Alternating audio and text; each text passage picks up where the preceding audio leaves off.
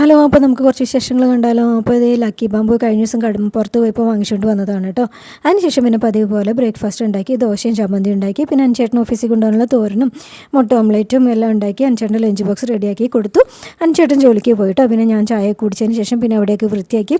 ഇവിടെയൊക്കെ എത്ര വൃത്തിയാക്കിയിട്ടും കാര്യമില്ല കേട്ടോ. ഞാനും വൃത്തിയാക്കി പോരണം, എൻ്റെ പിന്നാലെ തന്നെ എട്ടുകാലി വല കൂട്ടാൻ കേട്ടോ. അതെന്താണെന്ന് എനിക്കറിയില്ല. ഇപ്പോൾ കഴിഞ്ഞ ദിവസം കർക്കിടകത്തിനൊരു ക്ലീനിങ് കഴിഞ്ഞുള്ളൂ കേട്ടോ.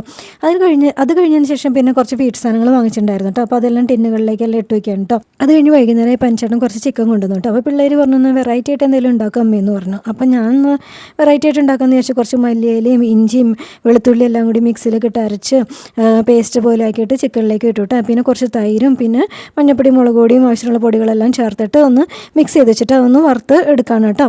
വറുത്തെടുത്ത് കഴിഞ്ഞപ്പോഴത്തേക്കും മോനൊരു സാലഡ് പോലെ ഉണ്ടാക്കി എടുത്തിട്ടുണ്ടായിരുന്നു കേട്ടോ. പിന്നെ കുറച്ച് ദോശയും കൂടി ഉണ്ടാക്കി എടുത്തിട്ടുണ്ടായിരുന്നു കേട്ടോ. അപ്പോൾ ചൂട് ദോശയും ചിക്കൻ ഫ്രൈ ചെയ്തതും സാലഡും എല്ലാം കൂടി നല്ല ടേസ്റ്റ് ആയിരുന്നു കേട്ടോ. അപ്പോൾ ഇന്നത്തെ വീഡിയോ